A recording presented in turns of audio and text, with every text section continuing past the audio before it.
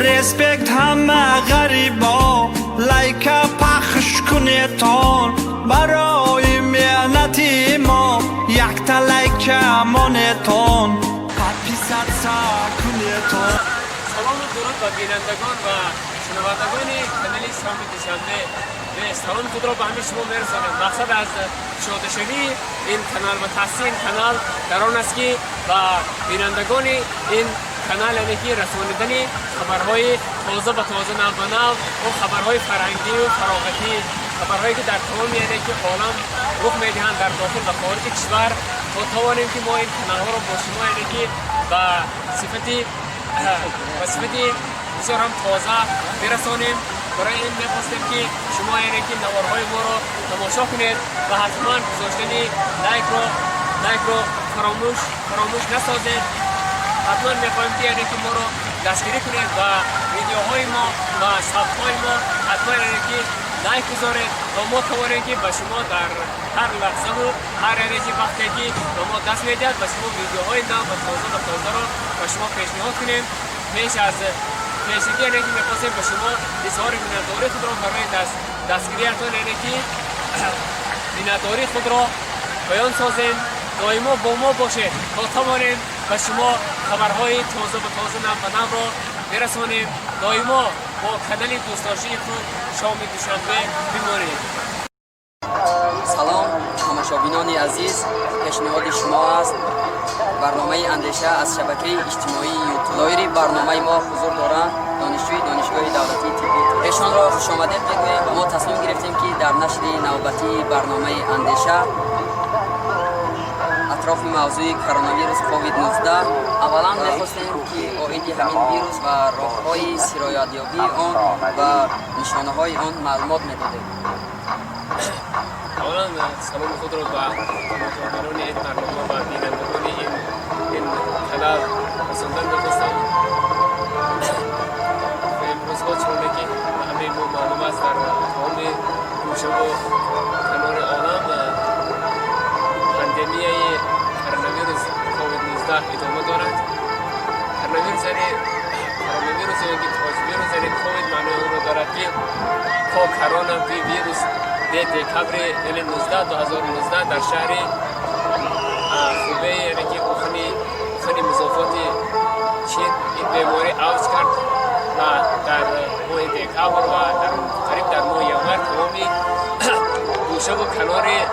و شهرهای دیگر این بیماری یعنی که آبج و سرحدها را عبور کرد و باعث آن گردید که کرونا ویروس کووید 19 سنه 11 مارس از طرف تشکیلات عمومی جهانی تندرستی همچون پاندمی اعلام گردد. یعنی بیماری که میتواند به حیات تمام باشندگان جامعه امروزینه تهدید میکند. برای من این بیماری میباشد که بیماری سرایتی میباشد. کرونا ویروس کووید 19 با طریق خطرگی هوایی یعنی توسط خطر زدن توسط عطسه زدن شخصی که بیمار است، شخص انتقال دهنده این بیماری شخصی میباشد که او بیمار است. او منبع سرایت شخصی است که بیمار است و میتواند که دیگران یعنی که به این ویروس گرفتار کند. کرونا ویروس یعنی که بسیار یک ویروسی است که با شخصانی که به این بیماری گرفتار میشوند، خصوصا با شخصانی که در اونها بیماری‌های دوامدار یعنی که مزمن یعنی که آنها دارند، این بیماری یعنی که بسیارتر خطر این بیماری زیادتر است. کرونا ویروس کووید 19 نشانه‌های آن چنین است یعنی که از دست دادن حس شما یعنی که حس بوی مزه اینچنین داشتن حرارت بلند از حرارت از 37 و از 37 بالا یعنی که این نشانه‌های است که نشانه‌های دیگر این بیماری یعنی که داشتن حرارت یعنی که سلفه عطسه زدن اینچنین حرارت بلند و نفس تنگی در بعضی حالت‌ها باشه یعنی که دیزنتریا در اون میباشد که اینها نشانه‌های بیماری کرونا ویروس کووید 19 هستند که این بیماری امروز در این زیاده از در 210 دولت دنیا این بیماری پنج شده است و همچنین پاندمی اعتراف شده است.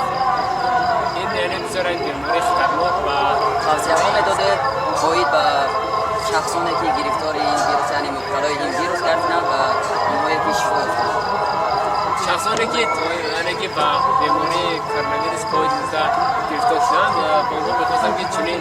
توصیه دهم که باید که شخصانی که اگر این بیماری در سه حالت که انسان‌ها گرفتار میشن در بسیار حالت شدید و میانه و بسیار هم در حالت خطر شدید میباشد که در حالت شدید بودن اونها باید در بیمارخانه‌ها که در شعبه‌های استاسیونری باید که سری کرده شوند و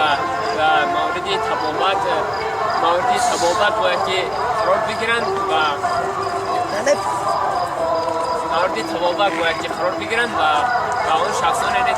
شخصانی که بسیار با حالت شدید بیماری گرفتار میشن اونها باید با واسطه که ماشین‌های یاری تجاری و بیمارخانه‌های که سرایت انتقال داده شوند و زیر نظارت طبیبان متخصصان علمان سرایشناس قرار گیرند تا آنها توانند که با آنها که کمک اولین و در روند تبابت آنها را که تبابت کنند و شخصانی که در حالت که میانه هستند اونها میتونند که در خانه که این بیمار را در محیط خانه با توصیه طبیبان در خانه علاهده تبابت گیرند و شخصانی که در اویله هستند اونها که تماس نگیرند اونها با آنها در اتاقی علاهده باشند در حجره علاهده باشند و زیر نظارت طبیبان گرفته شوند و شخصانی که به این بیماری گرفتار میشن اونها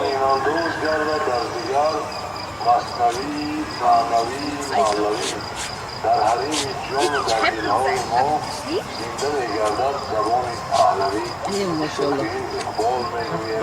با آنها که با شخصانی که به این بیماری گرفتار شدن چنین توصیه می‌دارم که در شخصانی که در چنین بیماری گرفتار میشن باید که با شخصانی که عملهای تماسی استفاده کردن اینجوری از عملهای دیگری که موقعی سرایت شده بتوانند شخصانی که به این بیماری که با خویشاوندان هستند شخصانی نزدیک هستند از چیزهایی که از اون اشیاهایی که آنها استفاده بودند باید که استفاده نبرند و آنها باید که به عفونت کرده شود که آنها منبع سرایت میباشند و شخصی که بیمار است باید که از نقاب‌های طبی از نقاب‌های یک‌کرته از نقاب‌هایی که چند کرته استفاده برده میشوند استفاده برند تا منبع آن بشوند که که دیگران را به این بیماری سرایت نکنند و شخصانی که به این بیماری گرفتار شدند و این بیماری شفا یافتند با آنها چنین توصیه می‌کنم که آنها که با این چنین شخصان وقتی که شخص به بیماری کرونا کووید-19 گرفتار می‌گردد که سیستم ایمنی آن ضعیف می‌گردد و با آنها چنین توصیه می‌دادم که زیادتر به همون چیزهای که موادهای غذایی که در ترکیبشان که بسیار ویتامین‌ها، کربوهیدرات‌ها، چرب‌ها و آن موادهای غذایی که به ارگانیسم فایده دارند آنها را استعمال کنند تا توانند که سیستم ایمنی خود را برقرار گردانند و در خاطر اینها که با استعمال که همون استعمال میوه‌هایی که در وطن عزیز ما که می‌رونند از همون سبزوات‌های تازه از میوه‌های تازه استعمال کنند و همچنین با ورزش مشغول شوند تا توانند که آن سیستم ایمنی که در وقتی چنین بیماری گرفتار شدن از دست دادن که سیستم ایمنی را پس گردید اون را برقرار کنند و توانند که با حالت اولیه خود که برگردند باید که با همون توصیه‌هایی که کارمندان ساحه تندرستی می‌دهند باید که با این توصیه‌ها در وقت اجرا نمایند تا توانند که حالت خود را برقرار کنند شخصانی که به این بیماری گرفتار شدند که با آنها گفتنی هستند که این بیماری که آنها میتونند که به این بیماری کلان شفا یابند و حالت اولیه خود برگردند. یعنی شما گفتنی هستید که شخصانی که از این بیماری شفا یافتند میتوانند که مثل ما در کوچه‌ها و در جاهای جمعیتی که میتوانند که سیرگشت بعد از شفا یافتن میتوانند با ورزش مشغول شوند و طرز حیات سالم یعنی میتوانند که دوباره به جامعه و بین مردم برگردند میتوانند کوشش‌های خود را بخرجند که از این چیز افسرده نگردند از این چیز خاطرشان که وضعیت در ترکستان و جهان در چی حالت قرار دارد که به همین ما معلوم است واسه وسیله اخبار آنها و شبکه‌های اجتماعی که بیماری بود که تمام دنیا را فرا گرفته و تمام دنیا خریدی در چندین ماه‌ها که در کرانتین قرار داشتند در محدودیت‌های بودند که مردم اخبار نمی‌رفتند در خانه بودند و امروز که چون به همین ما معلوم است سازمان جهانی تندرستی چنین توصیه داده است که در دنیا که محدودیت‌ها کرانتین بیکار کرده شود و این چنین که تنها میتونه که با استفاده استفاده از نقاب‌های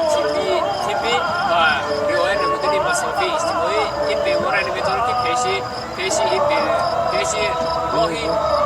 افزایش و افزایش این بیمار را در بین مردم بگیریم. تنها با مسافه اجتماعی و پوشیدن نقاب‌های طبی میتونه که پیش روی این بیماری را موج دوباره این را بگیریم. یعنی که وضعیت امروز در تمام دنیا اینه که آهسته آهسته با حالت اول خود برمیگردد و مردم تنها در دایره محدودیت‌ها، یعنی مردم امروز باید خاطر جمع نباشد که این ویروس یعنی پر از بین رفته است و که یعنی که همون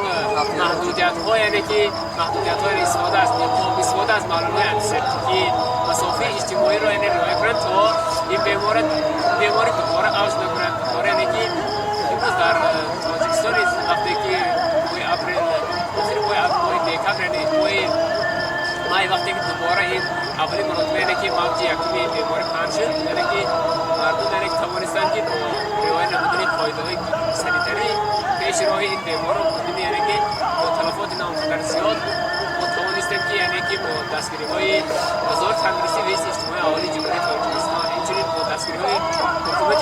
جمهوری تاجیکستان سرور دولت اساسدار سلطنت ملی پیشوای ملت پرزیدنت جمهوری تاجیکستان محترم مقبول رحمان و غمخوری‌ها و کارمندان ساحه تندرستی و بیمارخانه‌ها و تشکیل چندین بیمارخانه‌های سیار در چندین ورزشگاه‌ها در چندین بناهای یعنی که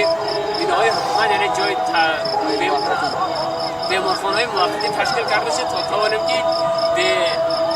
که بدون تلفات زیاد این بیمار را سر گذرانیم. یعنی ما گفته نیستیم که این بیمار در تاجیکستان و در جهان کلا از بین رفته است،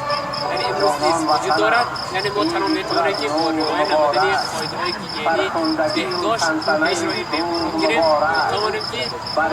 دوباره به طرز حیات سالم برگردیم، تا توانیم که در کار پیکار خود برگردیم. امروز یعنی که وضعیت یعنی که تنها به ما وابسته است که ما چقدر این در قاعده‌های بهداشت شخصانی که تا حال به این ویروس سرایت نیافتند بیش توضیح می‌دهید. شخصانی که تا امروز به این بیماری گرفتار شدند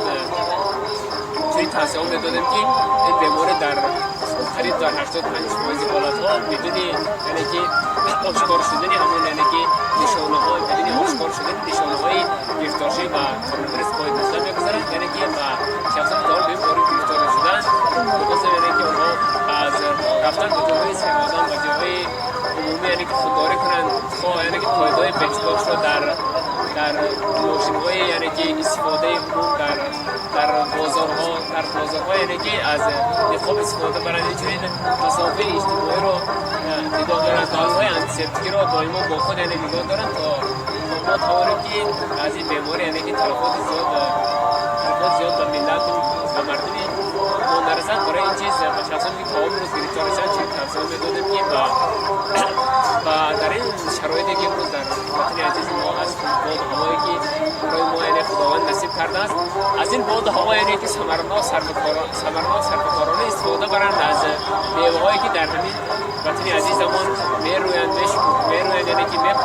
هستند، از همین میوه‌های تازه استفاده برند، از سبزیجات استفاده برند تا ما توانیم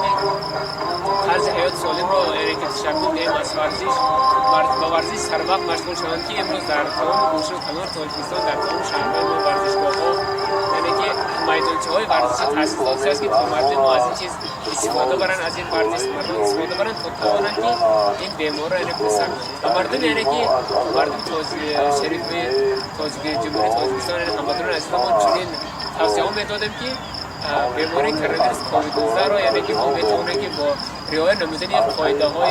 قاعده‌های بهداشت از استفاده از نقاب‌های طبی محلی انتیسپتیکی مسافه اجتماعی میتونیم که این بیمار را یعنی که ما این بیمار را یعنی که از رشدی آن یعنی که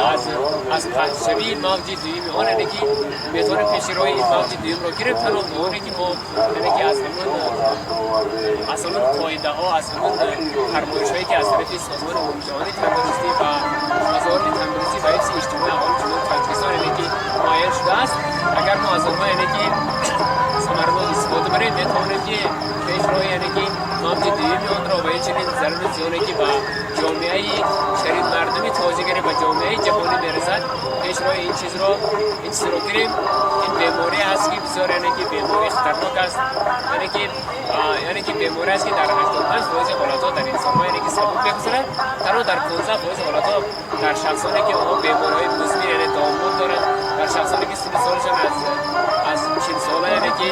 بالا است، در چنین شخصان این بیماری می‌زنند یعنی که وزن می‌گذارند و برای این هم یعنی که برای پیشگیری این بیماری می‌خواستیم که اولا مردم یعنی که از یعنی که با همون ترس و وهم و واهمه و هر گونه آوازهای بر دروغی که مردم در شبکه‌های اجتماعی یعنی پخش می‌شود به این گونه آوازهای دروغ باور نکنند و تنها آن چیزی که در چیزی که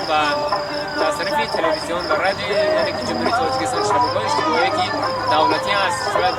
مردم پیشنهاد بکنن یعنی که با خبرهای درست یعنی که منطقی باور کنند تا که به این چیز یعنی که اولا یعنی که با روحه قوی با دلی یعنی که پر ما گفتیم اتاره که امروز سازمانی یعنی که وزارت امروزی به اجتماعی اهالی جمهوری تاجیکستان یعنی میتواند که این یعنی که شخصانی که این بیماری گرفتار شدند میتواند یعنی که آنها را از این بیماری یعنی بابت کنند و طرز حیات سالم تا برگردند. برای چنین یک دعوت و چنین یک ثبت چنین برنامه میخواستیم که با کانال یعنی که شام دوشنبه و برنامه اندیشه یعنی که اظهار مینتاری خیلی بیان کنیم که تا چنین شرایط مهیا کردن تا ما توانیم که در این وقت در این ساعت یعنی که چنین برنامه را ثبت کنیم بار دیگر برای چنین دعوت اظهار مینتاری خود را به این برنامه به این کانال بینندگان برای ملت ما یک تقرسک زنتون یک لبخند کنتون همراهی ما خانتون مخلصی ما شویتون اگر مخلص نشده حقارت نکنیتون